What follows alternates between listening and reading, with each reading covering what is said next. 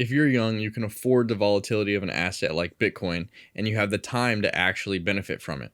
But let's take a step back. Institutions have been dumping the dollar for several months now, and whether it's due to rate cuts or the printing of billions of dollars, the dollar is losing value every single day.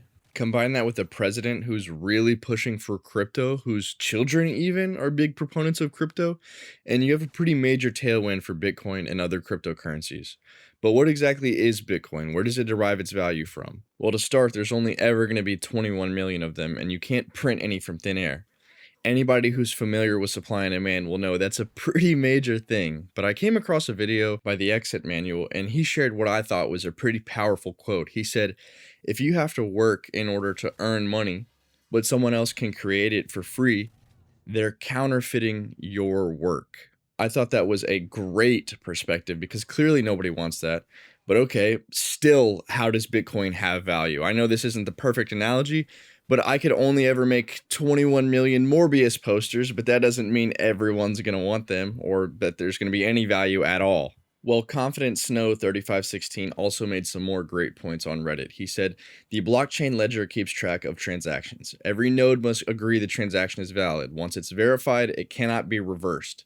Sure, Bitcoin can be ordered repaid by a central authority, such as a government, but the repayment must be initiated by the person with the money and not by any central credit card or banking authority. And someone did state that the drawback is scams, but regardless, you have the final say with your Bitcoin. But another great point he brings up is your account can't be frozen. So let's say you go full Nick Fuentes and everyone tries to freeze all your bank accounts. Your Bitcoin will still be accessible. I was reading through some of these comments, and Confident Snow replied to that scam comment, and he said, some scams have been repaid, but it's a long process. A fool and his money are soon parted, not the fault of Bitcoin. Just wanted to throw that in there, but it's not just these four things. There are a handful of other reasons it has value as well. It's decentralized. It has way lower transaction fees than a traditional method of transfer.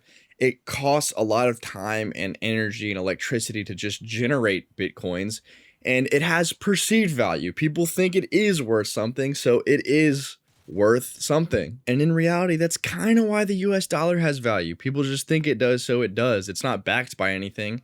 And I guess you could make the argument, oh, US has the strongest military. Okay, Bitcoin can't be frozen. I'd say that's a pretty damn strong argument. Also, if we think about it from an economic perspective, rich people don't want everyone to be poor. Sure, they want most of the money, but if everyone's too poor to buy anything, then the rich aren't going to make any money.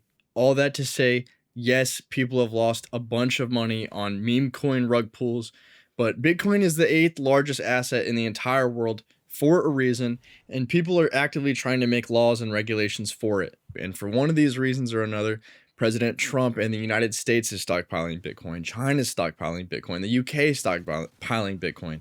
You even have other billionaires like Michael Saylor stockpiling Bitcoin. We're lucky enough to be able to see all of this happening in real time. And whenever you have some of the richest people and most powerful nations buying something, it might be a good idea to at least look into it.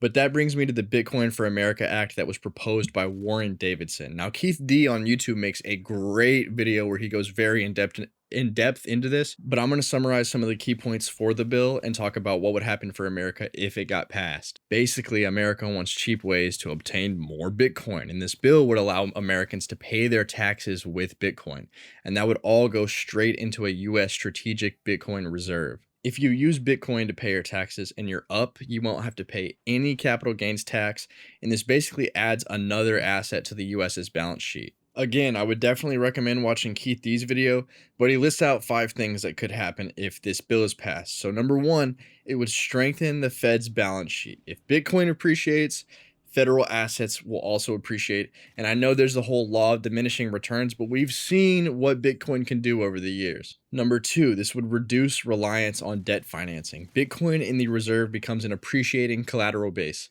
I won't even lie to you, I don't even know what that means, but I'm telling you, this guy is smart as hell. Number 3, this would force the Treasury and IRS to adopt crypto infrastructure and modernize US financial rails. Number 4, this would position the US as a leader in digital reserve assets. We would stay ahead of BRICS, we would stay ahead of China, and ultimately that's what the US wants. And finally, number 5, this would turbocharge Bitcoin and overall crypto adoption. If the US Treasury uses Bitcoin Everyone else is going to want to use Bitcoin. And he even explains how this will also act as a moat for the US dollar, so it works even more in the US government's interest. Now, it doesn't require you to pay in Bitcoin, it would just allow it. And it's not law yet, it's just been introduced. Now, I think it's time to talk about the Clarity Act. Keith D also made a video going over this in great detail, but he compared it to the Commodity Futures Modernization Act of 2000. Basically, that gave people the confidence to invest in derivatives and 6x to that market over the next decade.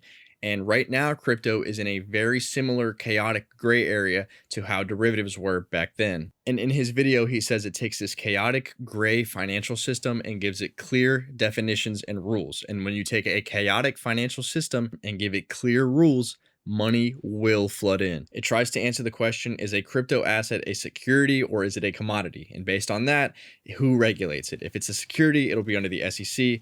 If it's a commodity, it'll be under the CFTC. And since there's clear rules, crypto exchanges now know which assets they can list and what rules they need to follow, and this reduces the risk of sudden lawsuits or enforcement surprises. And since it's trying to promote transparency, if there's an early stage token that's tied to a company or a project, that project has to clearly disclose how the tokens work, who controls them, and the risks involved. Bitcoin will clearly and legally be identified as a commodity just like gold or oil. There will be no gray area and no lawsuits. And if this happens, we'll no longer have to worry, what if the SEC suddenly changes its mind? Bitcoin's legal status will be predictable, and that will allow big banks and institutions to confidently put their money into assets like Bitcoin over time. Just like Keith D said, this could lead to explosive growth in Bitcoin and the crypto industry as a whole. There'd be a stronger case for ETFs, derivatives, and financial products regarding Bitcoin. And one thing that I think is very important is Bitcoin will now legally be distinct and different from altcoins. So if there's a crackdown on altcoins, that doesn't exactly mean there's going to be a crackdown on Bitcoin. And actually, if altcoins face regulations or delistings, Bitcoin might benefit because it's considered a safe crypto, so people will want to pull their money into that, kind of like how people pull their money into gold. There's a clear path for Bitcoin and other crypto assets to skyrocket in value, and while I don't have an exact price target, Tom Lee went on CNBC a couple days ago, and he showed a stat that I wanted to share with y'all. So he said currently there are 4 million Bitcoin wallets with $10,000 in it versus 900 million IRA and brokerage accounts globally with $10,000.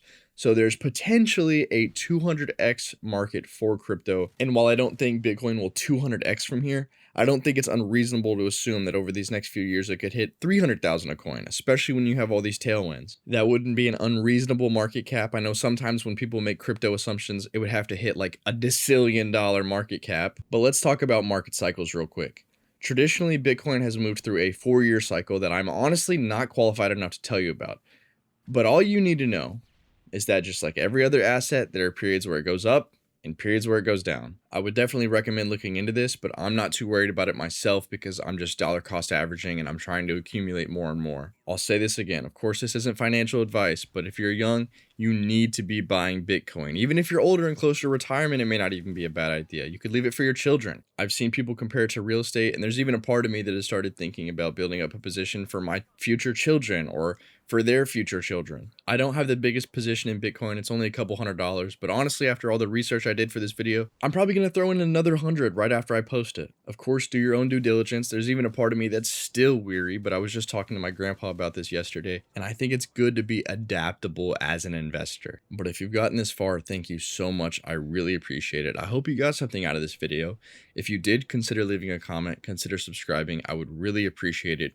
Good luck on your investing journey. $1.